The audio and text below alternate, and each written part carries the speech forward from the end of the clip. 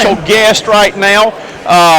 And I'm going to let Sam's got a connection right here, so I'm going to turn it over to Sam. My buddy from high school. We have Bentley Spain, number 75 from UNC here with us. He's the offensive tackle, so we're happy to have you here today. Thanks for coming. Thank you. First and foremost, obviously, let's get started. I'm sure the number one question you've had all day is you're in the running for the Outland Trophy. What would it mean to you to win the award? I mean, it'd be a tremendous honor. You know, it's a storied tradition that guys that win that are really, really, really incredible. So, team reach our team goals. Yeah, I just talked to your mom, and she was so happy that she could even be here, and it really is an honor because it's so local for you guys that, you know, your mom is able to take it in. And she just said, I liked her quote, she said, everything is just so surreal, and I think that really captures it, that no matter what, you're in the running, and that's awesome. Right, absolutely. So, you came from Providence High School. Tell me about the transition. What was it really like coming from out of high school to serious ACC level football? I mean, that's a huge jump in transition. Now you're a senior, but tell me, you know, what the hardest part of your transition was. Well, it was tough too because, you know, I graduated high school a semester early and came in, so I was the only really freshman in my position for, you know, 6 or 7 months. So it's the biggest thing is time management, and there's also such a physical difference in film study and things like that. So it really just comes down to being able to effectively manage your time throughout the day, you know, 12, 14-hour days, and that's something you don't have to do in high school, and it really gets to a lot of guys in their first couple of years. Yeah.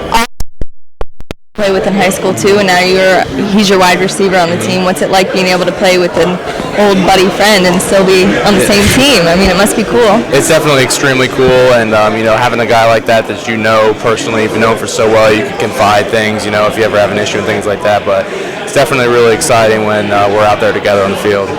You committed to UNC in 2013. Tell me what your deciding factors were. What made you choose Chapel Hill over all the other schools? So I was really fortunate to have a lot of opportunities, but really what set UNC apart at the end was the culture of the players and how players treat each other, because that's who you're going to spend really 90% of your life with for 4 or 5 years, and that's really what did it for me. And obviously the Panthers would be the ideal team. I know you even said that on your bio on the website, but obviously it would be an honor to be in the NFL in general, but being local would be an amazing opportunity. Where else would you want to go? Honestly, I would go anywhere that would welcome me. I would be happy to go to. So, you know, I hope I get that opportunity. I'm going to do everything I can to try to get there. What's the number one thing you're going to focus on this year to try and ensure your spot in the NFL draft? Sure that our offensive line as a unit is a dominant run blocking team, and we're proficient in pass protection, and just trying to be the best unit we can be, which in turn will probably help me out too. And now as a senior, you're the big dog up top, you know the ropes. Tell me one piece of advice that you'd give an incoming freshman. I would tell an incoming freshman, don't be afraid to ask questions in meetings. Don't be afraid to ask an older guy for help, because we've all been there, we've all gone through things, and a lot of times you go through it silently.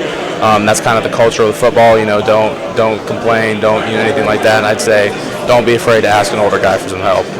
And going off of that, now you're expected to step up and be a leader as a senior. So tell me what leadership really means to you and how you're going to apply it this season. I think being a leader, the number one challenge and the number one thing about being a leader is being able to be consistent and constant through adversity and bring other guys up when things aren't going well. And, you know, that's something that's difficult to do, and I think that something that I've had to work on, but I hope I'll be able to do it this year really effectively. And my last pass it off to Dick is one day Bentley. If you got a big money contract, what would you get?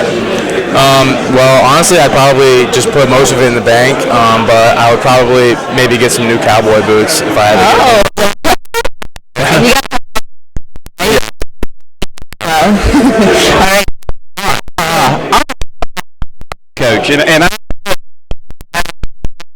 offensive line guy trenches, but unfortunately, you don't see names in the headlines and all, and attention they deserve though. But talk about, you know, what kind of mentality you've got to be, knowing you've got probably not going to get a whole lot of praise and glory, except coaches love the guys up front. Right. I think that's one thing that makes O-line special is a lot of guys, like I feel the same way.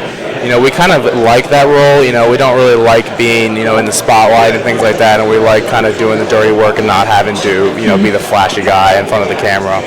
This is a question. I know Coach Tony and I were in Birmingham earlier this week and all.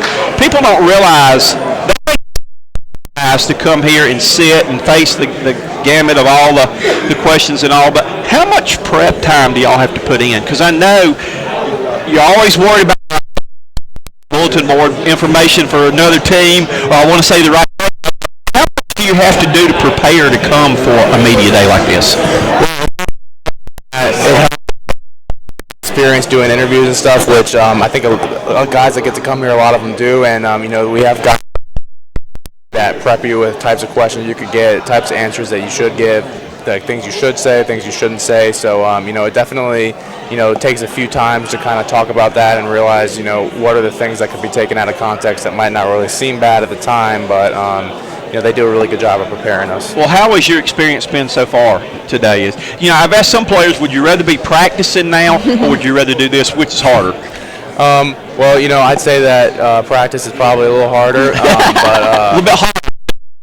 A little bit harder, but I've really enjoyed it so far. Actually, it's been a lot of fun. I've had a lot of, you know, interesting interviews and stuff, so I'm just excited to be here. Who has been the biggest influence on your life and your career growing up as a person and as a player? Probably have to say Randy Long, who was my high school line coach my first 3 years, influencing me with O-line play specifically, and you know, as a man, I think he's really had a huge impact on my life, and I still talk to him today. If nobody was, what would be the most important thing you would want them to know about you?